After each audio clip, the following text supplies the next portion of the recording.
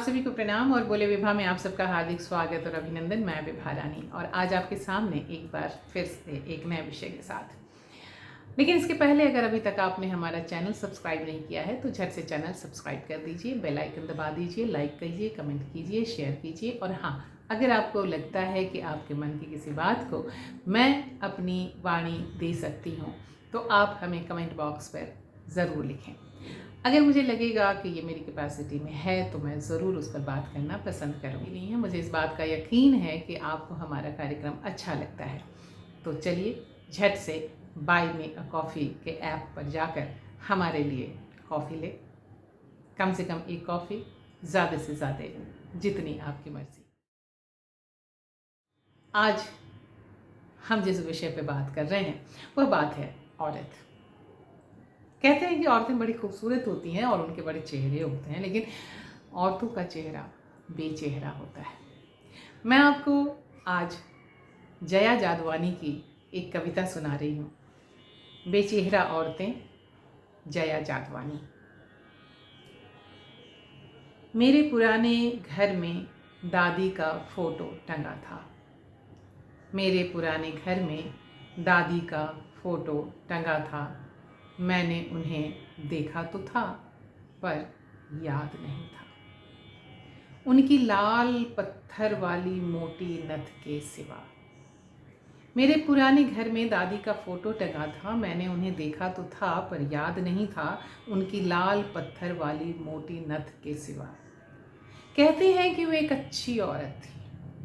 कहते हैं कि वह एक अच्छी औरत थी। उसके मुंह में जुबान नहीं थी। उसके मुंह में जुबान नहीं थी। कुछ भी बोलो हर वक्त हंसती रहती थी। कुछ भी बोलो हर वक्त हंसती रहती थी। कपड़े इतने ढीले पहनती थी कि उनमें खुद भी दिखाई नहीं देती थी। कपड़े इतने ढीले पहनती थी कि उनमें खुद भी दिखाई नहीं देती थी। चौखट के बाहर उसने कभी पैर न धरा। चौखट के बाहर उसने कभी पैर न धरा। बच्चे जनते उन्हें बड़ा करते।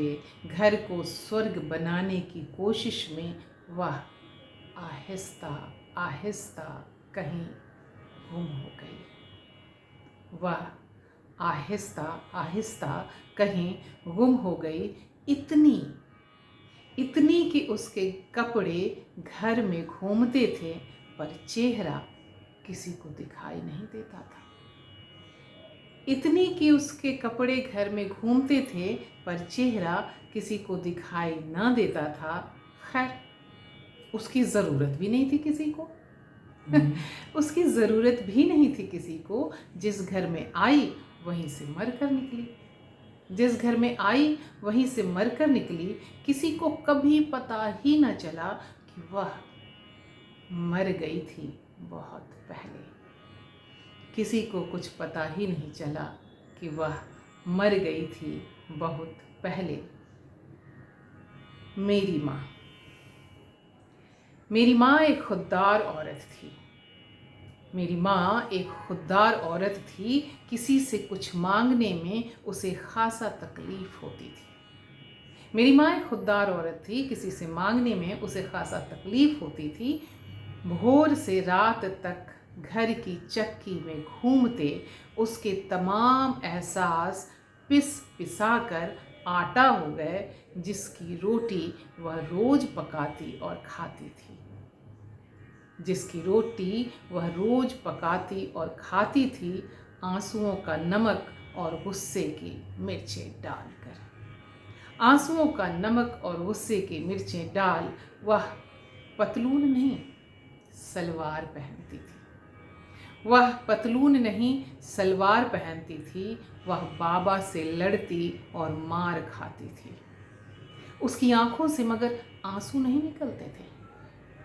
उसकी आंखों से मगर आंसू नहीं निकलते थे। वह आंसुओं के पर्वत पर खड़ी हंसती थी। वह आंसुओं के पर्वत पर खड़ी हंसती थी, पर कभी कभी पानी के टब में देर तक देखती न जाने क्या खोजती थी।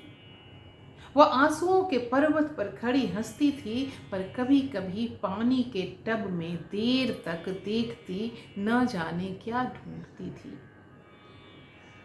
औरतों के पास सलीके का एक खानदानी किताब होता है। औरतों के पास सलीके का एक खानदानी किताब होता है।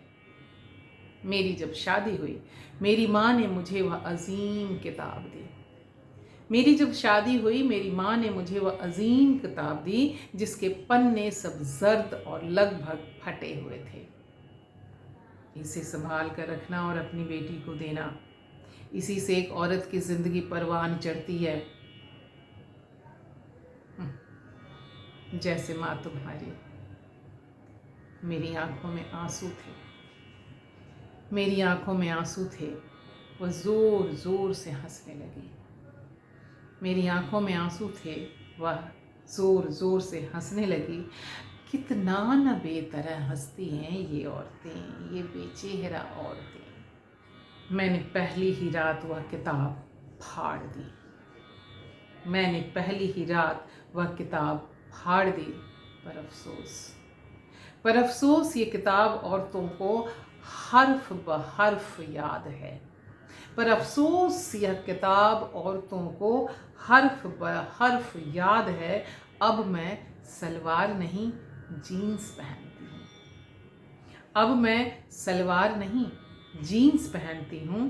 कॉन्टिनेंटल डिशेस बनाती हूँ। मैं किस ब्रांड के कपड़े पहनूं, किस ब्रांड का बैग उठाऊं, यह चुनने की आज़ादी है। पर मैं कहाँ जाऊं, कहाँ नहीं, किससे बात करूं, किससे नहीं, किससे दोस्ती करूं, किससे नहीं, या कौन सा काम करूं, मेरे घर वाले तय करते हैं। मैं घंटों आईने के सामने खड़ी जो भी चेहरे पर लगाती हूँ, मैं घंटों आईने के सामने खड़ी जो भी चेहरे पर लगाती हूँ, समझो कुछ न कुछ छुपाती हूँ। मैं घंटों आईने के सामने खड़ी जो भी चेहरे पर लगाती हूँ, समझो कुछ न कुछ छुपाती हूँ। अंदर ये कौन कभी रोती कभी हंसती है, अंदर ये कौन कभी रोती कभी हंसती है। बाहर निकलने की फिराक में बासन तोड़ती है। माँ अहवाल पूछती है तो हंसती हूँ। ढूंढती हूँ पर खुद को कभी ना मिलती हूँ। एक सवाल का जवाब हमेशा खोजती हूँ। इतना क्यों हंसती हैं हमारे मुल्क की बेचेहरा औरतें, आखिर कहाँ चली जाती हैं खुद से गुमी हुई औरतें। तो ये थी जया जादवानी की कविता। जया जादवानी हिंदी की बहुत ही समर्थ लेखक और कवि हैं। इनकी प्रेम कविताएं आध्यात्म को छूती हुई होती हैं और इनके रचनाओं में जीवन का दंश और दर्द एक साथ आपको दिखेगा। चलिए हम ऐसे ही कभी किसी की कविता, कभी किसी की कहानी, कभी अपनी बात लेकर के हम यहाँ आते रहेंगे। हमारे साथ जुड़े रहिए, बने रहिए और हमें बाय मी अ कॉफ़ी के लिंक पर जाकर कॉफ़ी लेकर के देते रहिए। आपका बहुत बहुत धन्यवाद, बहुत बहुत नमस्कार, प्रणाम। अपना ख्याल रखिएगा, क्योंकि आप हैं तो हम हैं। प्रणाम।